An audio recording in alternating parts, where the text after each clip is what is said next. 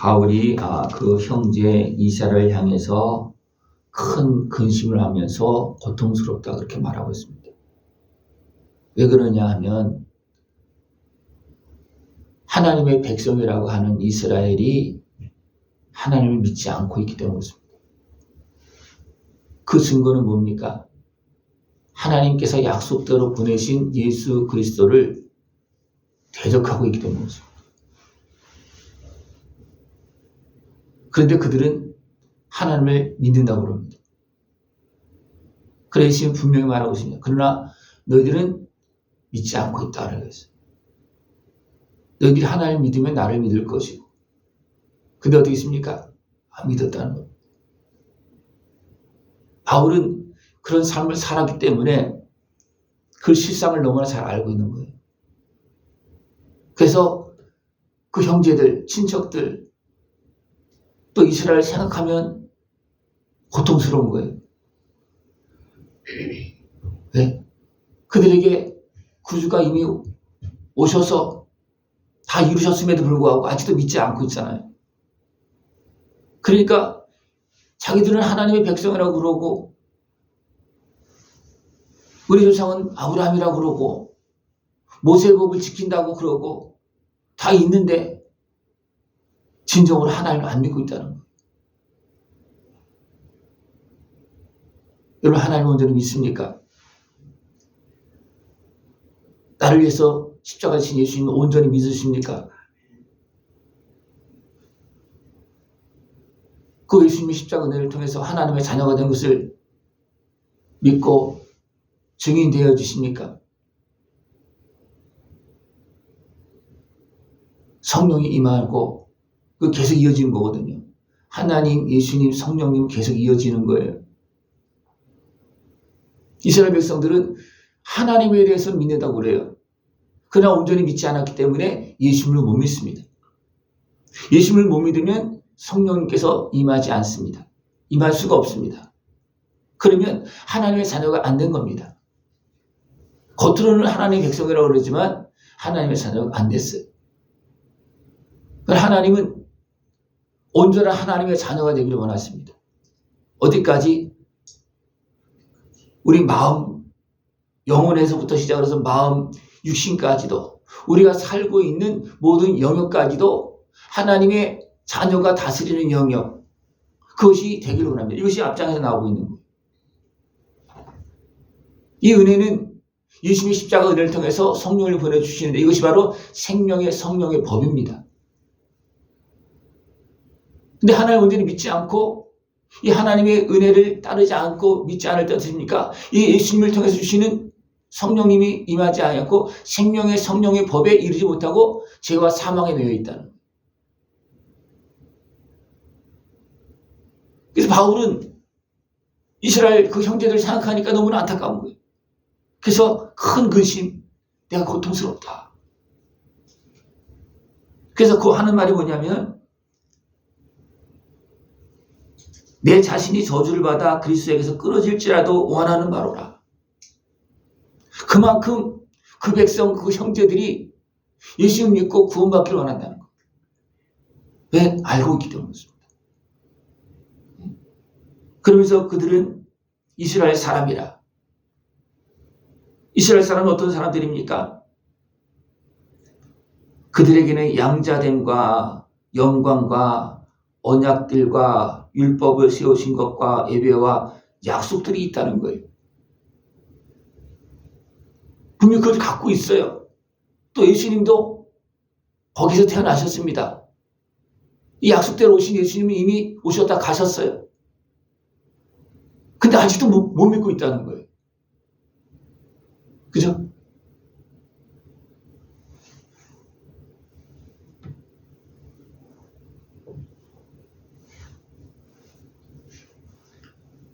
그러나 하나님의 말씀이 폐하여진 것 같지 않도다. 이스라엘에게서 난 그들이 다 이스라엘이 아니요 그랬습니다. 하나님의 말씀 뭐냐면 이 약속을 믿는 자들이 하나님의 자녀가 된다는 겁니다. 이 약속을 받은 자가 아니고 약속을 가지고 있는 자가 아니고 이 약속을 믿고 예수님을 믿고 영접한 자가 의인이 되어진다는 겁니다. 근데 이스라엘 백성들은 어떻게 합니까? 우리는 하나님의 백성이다. 우리 이렇게 하나님을 믿고 있다. 제대로 믿지도 않으면서 믿고 있다고만 말하고 있고 하나님을 믿지도 않고 있다는 거예요. 진정으로. 겉으로는 믿고 있죠. 외식적으로 하고 있죠. 그러니까 외식하는 자를 그러잖아요. 외식이라고 그러잖아요. 그래서 아직 남아있다. 아직 결론이 아직 안 났다는 거예요. 결론이 안 났다. 그러면서 계속 설명합니다. 아브라함의 씨가 다 이스라엘 백성이 아니라는 거예요.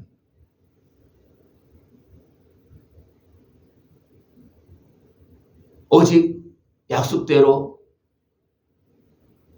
믿음으로 난 자식 이삭만이 하나님의 백성 자녀가 된다는 겁니다. 그래서 야곱과 에서에 대해서 이야기합니다. 야곱은 사랑하고 에서는 미워했다. 쌍둥이에요. 근데 왜 야곱은 사랑하고 에서는 미워했습니까? 에서는 그래도 하나님을 믿었다는 거예요. 그러나 에서는 하나님을 안 믿었습니다.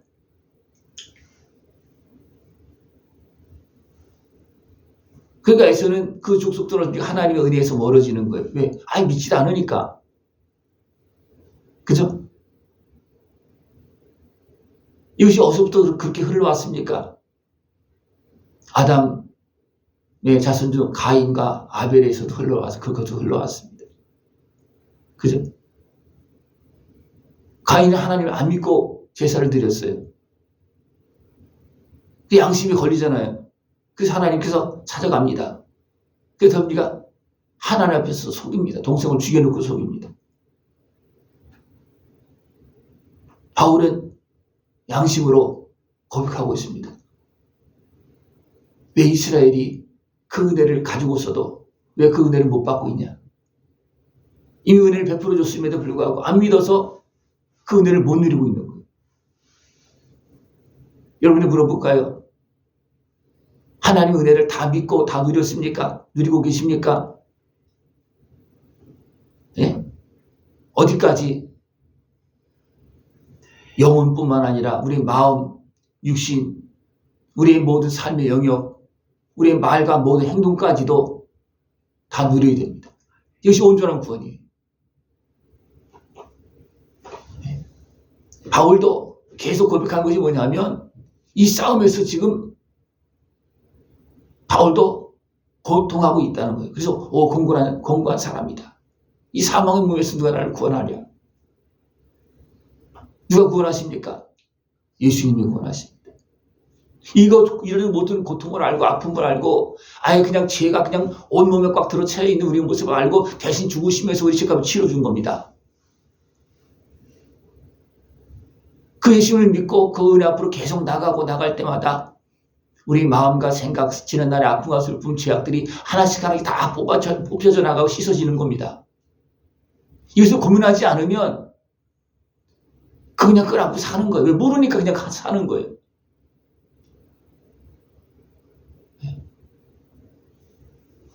그래서 사람들은 이야기합니다. 우리가 하나님 믿는데 왜 그러냐?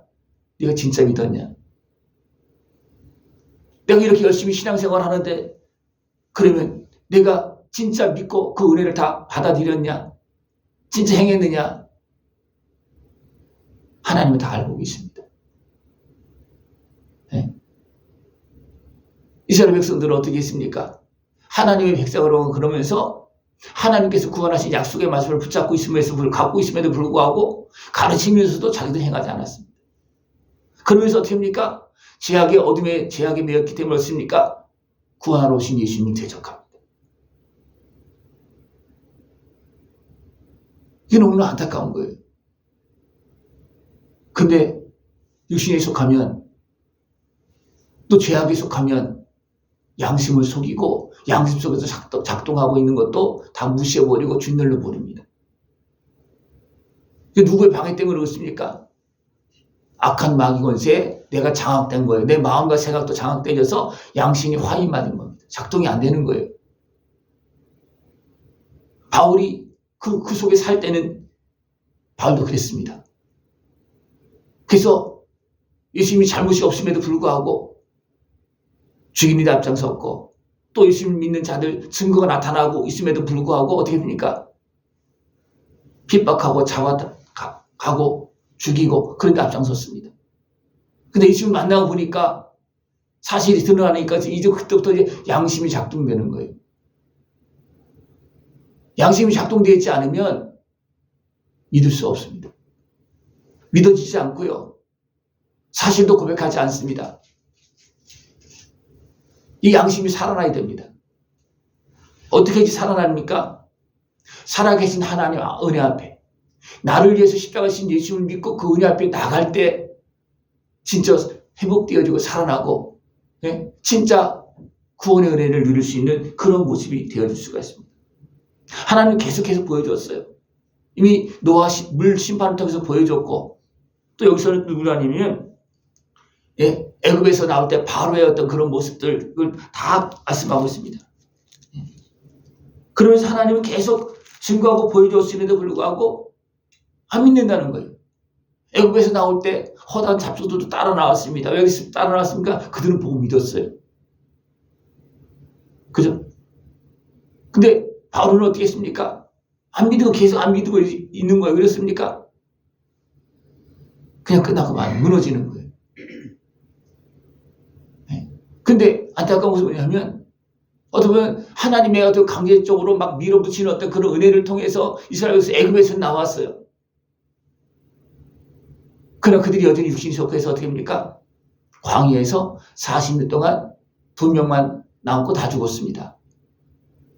전체적으로 또 살아 계속 후손들이 있기 때문에 계속 이어지지만 나온 사람들, 계수함 들어간 사람들 중에 2명 남고 다 죽었어요. 광야에서. 왜 그렇습니까? 그들이 육신의 생각에서 벗어나지 못하고 거기 계속 붙잡혀 있기 때문에 그렇습니다. 그래서 하나님께서 누구를 택한 그릇으로 쓰느냐? 바울을 분명히 택한 그릇으로 썼어요. 그죠? 이방인을 택한 그릇이다. 왜 그랬습니까? 그가 하나님의 말씀을 온전히 보고서 하나님께 비추신 빛 가운데서 깨닫고 회개했기 때문에 그렇습니다. 그래서 쓰임 받는 거예요. 하나님 누구 택하느냐? 하나님 중심을 보고 택하십니다. 진짜 보고 택하십니다. 그래서 하나님 뭐라 했습니까? 내가 내 백성 아닌 자를 내 백성이라 사랑하지 아니한 자를 사랑한 자라 부르리라. 이건 뭐냐면 이방인까지라도 하나님께 말씀을 전했을 때 그 믿고 돌아오면 내가 사랑하겠다. 내가 구원하겠다. 그러나 내 백성이라 한 사람들도 자기 양심을 스스로 속이면서 은혜 앞으로 나오지 않으면 그 은혜를 받지 못한다. 그것을 말해주고 있는 것입니다. 그런데 우리가 무슨 말을 하리요? 의를 따르지 아니한 이방인이 의를 믿었으니 곧 믿음에서 난 의요.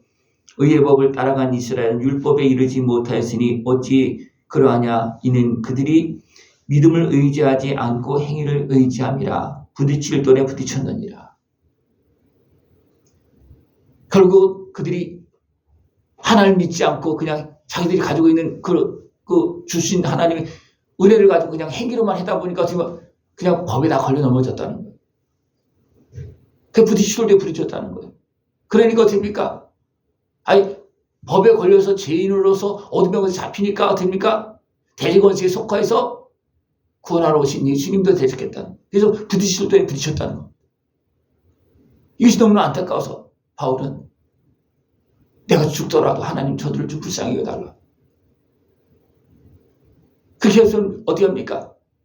예루살렘에 갈 때 잡힐 걸 뻔히 알면서도 어떻게 합니까? 가는 거예요. 왜? 한 번이라도 더 그들에게 전하려고.